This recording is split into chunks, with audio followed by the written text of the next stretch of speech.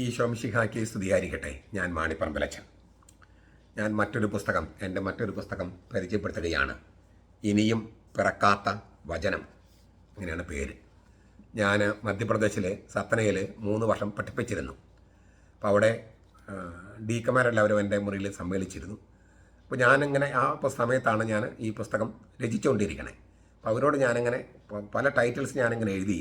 എന്നിട്ട് ഞാൻ പറഞ്ഞു, നിങ്ങൾക്ക് ഏത് ടൈറ്റിലാണ് ഇഷ്ടം? അപ്പം ഞാൻ ഇതിൻ്റെ ഉള്ളടക്കം എന്ന് പറഞ്ഞിട്ട് ഞാൻ അവരോട് പറഞ്ഞു, നിങ്ങൾക്ക് ഏത് ശീർഷകമാണ് സ്വീകാര്യം എന്ന് ചോദിച്ചപ്പോൾ അന്ന് സത്ന സെമിനാറിലുണ്ടായിരുന്ന സെൻറ്റ് എഫ്രൈംസ് തിയോളജിക്കൽ കോളേജിലുണ്ടായിരുന്ന ഡീക്കന്മാരാണ് ഈ ഞാൻ പ്രപ്പോസ് ചെയ്ത ശീർഷകങ്ങളിൽ ഇനിയും പിറക്കാത്ത വചനം എന്ന ശീർഷകം അവർ പറഞ്ഞതായിരിക്കും നല്ലത്. ഞാൻ ചോദിച്ചു, എന്തുകൊണ്ടാണ് നിങ്ങൾ അങ്ങനെ പറയുന്നത്?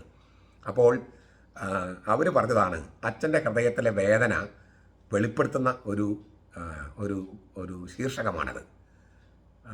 എന്താണ് ആ വേദന എന്ന് പറഞ്ഞാൽ, ദൈവം മനുഷ്യനായി പിറന്നു, എന്നാലും പലരും ജീവിക്കുന്നത്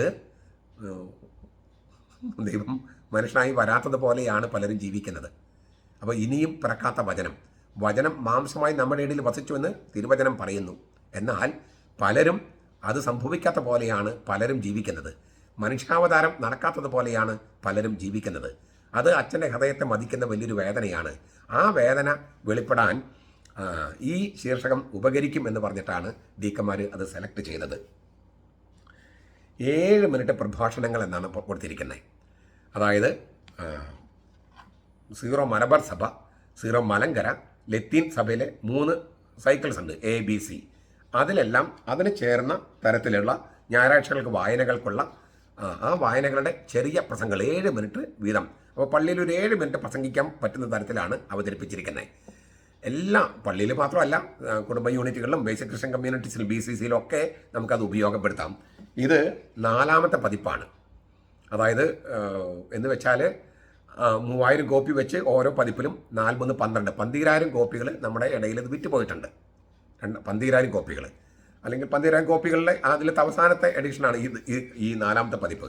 ഇത് പേജുകൾ 860 പുറങ്ങളുണ്ട്, 860 പേജ്, വലിയ പുസ്തകമാണ്. 860 പേജ്. എന്നിട്ടും 4 പതിപ്പുകളായി. എന്ന് വെച്ചാൽ 12000 കോപ്പികളോളം കേരളത്തിന് പുറത്തും മലയാളികളുടെ ഇടയിൽ വായിച്ചിട്ടുണ്ട്.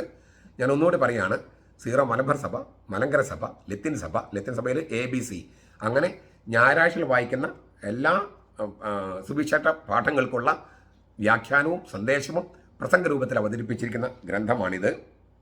പിന്നെ പ്രധാനപ്പെട്ട വിശുദ്ധരുടെ തിരുനാളുകൾക്ക് അതിനും കൊടുത്തിട്ടുണ്ട്.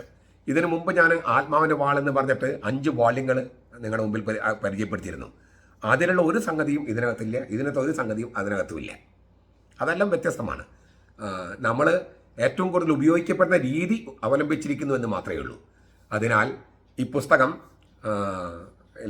വളരെ നന്നായിട്ട് ഉപയോഗപ്പെടുത്താൻ പറ്റുന്ന ഒരു പുസ്തകമാണ്. പെരുമ്പടം ശ്രീധരൻ ഇതിന് അവതാരിക എഴുതിയപ്പോൾ, പെരുമ്പടം ശ്രീധരൻ സാഹിത്യകാരൻ, അദ്ദേഹം പറഞ്ഞ വാക്കുകൾ ഞാനൊന്ന് വായിക്കുകയാണ്.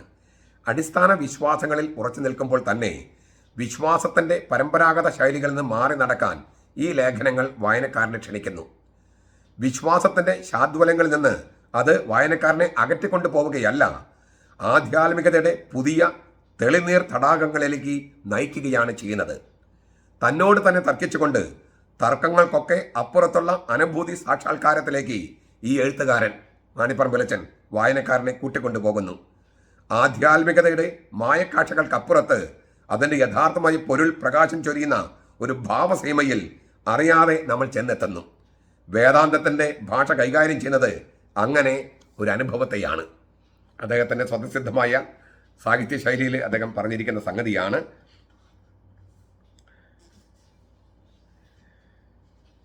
ഇതിൻ്റെ തുടക്കത്തിൽ ഞാനിങ്ങനെ ഗ്രന്ഥകർത്താവിൻ്റെ പ്രപഞ്ചം, പാഠത്തിൻ്റെ പ്രപഞ്ചം, അനുവാചകൻ്റെ പ്രപഞ്ചം എന്നെല്ലാം പറഞ്ഞിട്ട് വചനം വ്യാഖ്യാനിക്കുമ്പോൾ എന്തൊക്കെ ഉപയോഗിക്കണം, എങ്ങനെയൊക്കെ വേണം എന്നെല്ലാം സൂചിപ്പിച്ചിട്ടുണ്ട്. ഇതൊരു നല്ല സ്റ്റഡി കൂടിയാണ്. വചനം പഠിക്കാനും പ്രസംഗിക്കാനും ഉൾക്കൊള്ളാനും പുതിയ ഉൾക്കാഴ്ചകൾ കിട്ടാനൊക്കെ സഹായിക്കുന്ന ഗ്രന്ഥമാണ് ഇനിയും പിറക്കാത്ത വചനം. വാങ്ങിക്കുക, വായിക്കുക, പ്രചരിപ്പിക്കുക, അങ്ങനെ സുവിശേഷ പ്രചാരണ പ്രവർത്തനത്തിലും സുവിശേഷ പ്രഘോഷണ ദൗത്യത്തിലും പങ്കുകാരാകുക. ഇത് പ്രസംഗിക്കാനും ഉപയോഗിക്കുക, വാങ്ങിക്കുക, വായിക്കുക, പ്രസംഗിക്കുക, പ്രചരിപ്പിക്കുക, പുസ്തകം വാങ്ങിച്ചു കൊടുക്കുക. അങ്ങനെ ഒരു ഇൻറ്റൻസീവ് ടൈമാണ് ഇപ്പോൾ നമ്മുടേത്. 9 സംവത്സരം നമ്മുടെ മുമ്പിലുണ്ട് മഹാജൂബിലിക്ക് മുമ്പ്. ഈ 9 സംവത്സരങ്ങൾ കൊണ്ട് പരമാവധി ആളുകളിലേക്ക് സുവിശേഷം എത്തിക്കുക. അതിന് ഈ പുസ്തകങ്ങൾ പ്രയോജനപ്പെടുത്തുക. നേരിട്ട് പറയാൻ പറ്റാത്തവർക്ക് ഒരു പുസ്തകം വാങ്ങിച്ചു കൊടുക്കുക. അവരത് വായിക്കുമ്പോൾ നമ്മൾ അവരുടെ സുവിശേഷം പ്രഘോഷിക്കുന്ന പോലെയാകും. അങ്ങനെ ആകാനായിട്ട് പരിശ്രമിക്കണമെന്ന് അഭ്യർത്ഥിക്കുന്നു. കർത്താവ് അനുഗ്രഹിക്കട്ടെ. നമ്മുടെ കർത്താവ് ഈശോ മിശിഹായുടെ കൃപയും പിതാവായ ദൈവത്തിൻ്റെ സ്നേഹവും പരിശുദ്ധാത്മാവിൻ്റെ സഹവാസവും നാം എല്ലാവരോടും കൂടി ഉണ്ടായിരിക്കട്ടെ, ഇപ്പോഴും എപ്പോഴും എന്നേക്കും. ആമേൻ.